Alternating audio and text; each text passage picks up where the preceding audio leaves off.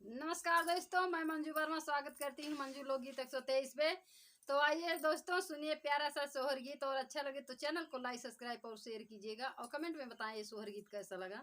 नमस्कार दोस्तों, मैं नीलम लोकगीत 123 से। तो मेरे चैनल का नाम नीलम लोकगीत 123 है, तो एक बार सर्च करके जरूर देखें। और आइए सुनते हैं सोहर गीत। चारे महीना पिया खेत सोवा चारे कारी, हन सोवा चारे कारी, हन सोवा हो पिया चारे महीना फूला वरिया घरा का नाही आवाई हो पिया चारे महीना फूला वरिया घरा का नाही आवाई हो। अरे अरे काली बादरिया तू ही न मोरी, बदरी तू ही न मोरी बहिनी नी हो। अरे अरे काली बादरिया तू ही न मोरी, बहिनी तू ही न मोरी बहिनी नी हो। बहिनी सजावे के घेरतियुबा दरिया आदि के रतिया बरसाऊ हो। बदरी सजावे के घेरतियुबा दरिया आदि के रतिया बरसाऊ हो। भिजी जाइए साहेब कैचा दरिया घरा का चला, आई है घरा का चला आई हो। बदरी जाई से घरा का पिया, आई है नयन भरी देखित हो।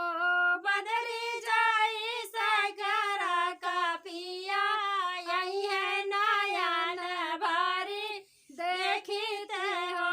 सजमय के घेरे बादरिया आदि के रतिया बरसे आदि के रतिया बरसाई हो। पिया तनी ले है सोने के चादरिया घरा का नाही आएनी हो।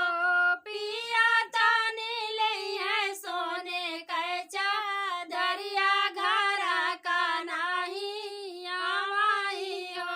अरे अरे काला बाछड़वा तू ही ना मोरे भैया, तू ही ना मोरे भैया हो। भैया सजावे के सुरावा पागवाया दी के रतिया टहराऊ हो। भैया सजवे के तुराया पागवाया दी के रतिया टहराऊ हो।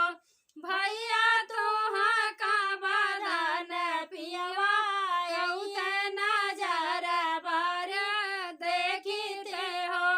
भैया तोहा का बदन पियवा नजर बार देखते हो।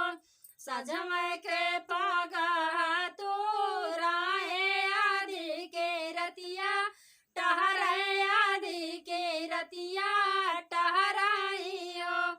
पिया भेज दी है अपन माजा दुरवाया पाना नाही आयनी हो। पिया भेज दी है अपन माजा दुरवाया पूना नाही आयन हो।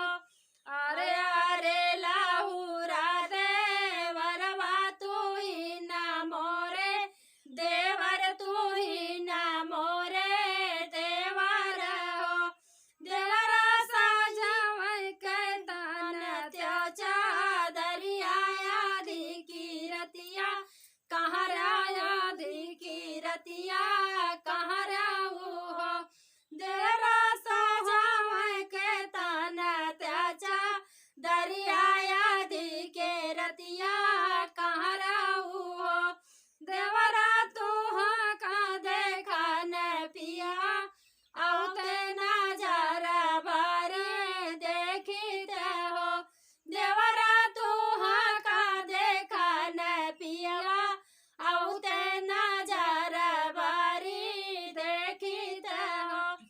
सजवै से ओढ़े चादरिया आधी की रतिया कहाँ रहे आधी की रतिया कहाँ रही हो पिया भेज दिए अपन बाय दवाया पूना नहीं आए नी हो पिया भेज दिए अपन बाय दवाया पूना नहीं आए नी हो।